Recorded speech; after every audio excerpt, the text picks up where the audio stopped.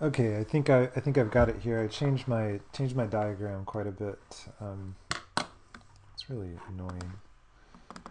So now I've put some coordinate axes here. So the center of the sphere is now 0, 0, and we're really just looking at a two-dimensional slice through the middle of the sphere, if you can imagine cutting an orange in half. So the center of the sphere is 0, 0. Since the sphere is radius 1, this point up here is 0, 1. And now the way I've labeled the diagram, this is r comma minus h. So now h is just this extra distance down. And so now we get to use the properties of the sphere for a constraint. So the constraint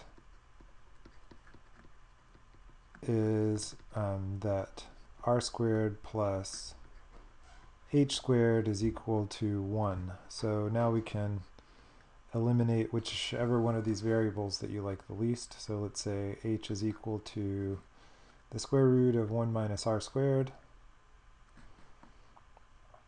And now you have the objective function that you want to optimize, which is the volume, which we can now write purely as a function of r. So we're talking about the property of the inscribed cone. So remember, the volume of a cone is 1/3 the area of the base, which is pi r squared, times the height, which is 1 plus h, the way I've drawn this diagram. But instead of writing 1 plus h, I can write 1 plus the square root of 1 minus r squared. All right, and so the hard part is over. Now we just find the optimal value of r by taking the derivative, setting it equal to 0, and solving. So this becomes 2 pi over 3 times r, 1 plus the square root of 1 minus r squared, plus pi over 3 times r squared, minus 2r over the square root of 1 minus r squared, and there's a 2 right here also. I'm just going to cheat a little bit and cancel those 2's right now. So this 2 and that 2 cancel. So I have minus r.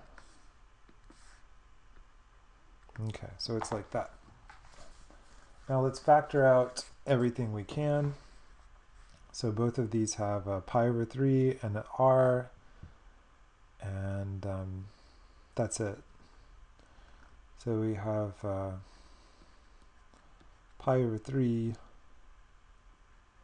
r, which leaves behind 2 plus 2 times 1 minus r squared,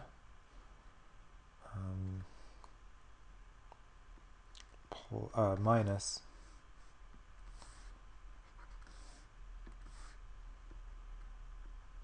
r squared over the square root of 1 minus r squared.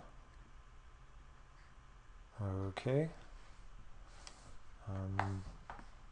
So now let's put these things inside over a common denominator, which will be that. So we get pi over 3 times r, 2 times the square root of 1 minus r squared, plus 2 times 1 minus r squared minus r squared,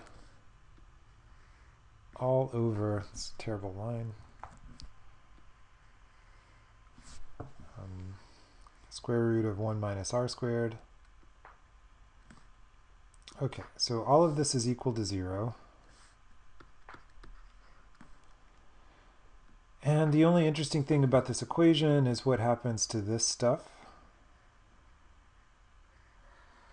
So the real question is 2 times 1 minus r squared plus 2 minus 2r squared minus r squared.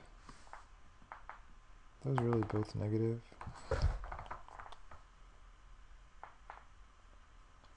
Yeah.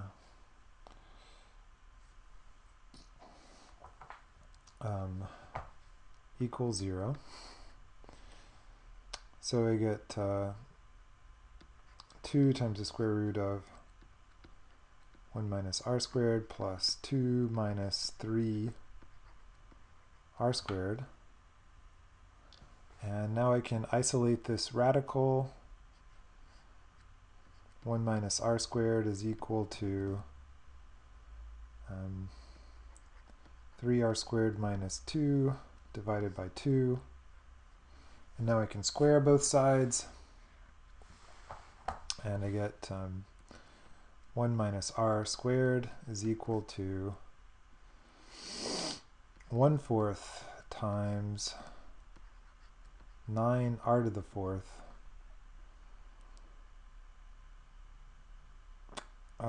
plus 12, oh sorry, minus 12r squared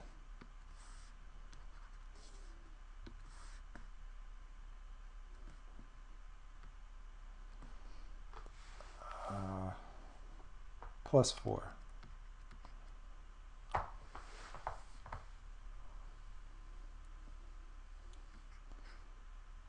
Okay, and now we can collect like terms. I'm going to erase a whole bunch of stuff up here.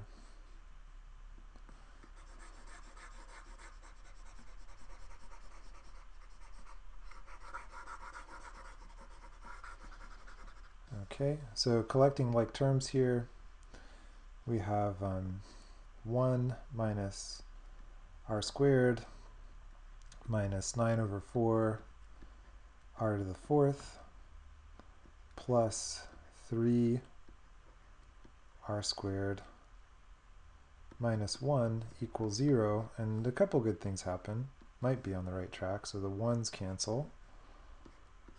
And so the negative r squared can combine there, and you get 2r squared minus 9/4 r to the 4th power is equal to 0. And this is kind of nice too, not too bad, so r squared factors out. And you get 2 minus 9/4 r squared equals 0.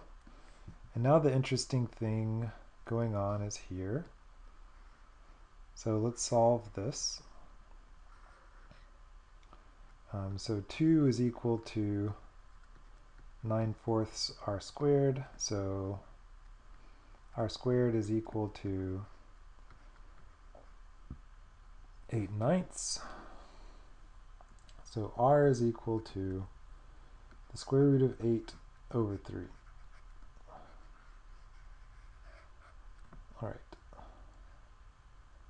So that answers the question. So the optimal r is the square root of 8 over 3. That means the optimal h is the square root of 1 minus 8/9, which is 1/3. That's a nice number. I believe it. Those numbers worked out nicely enough that that's probably true. So stop.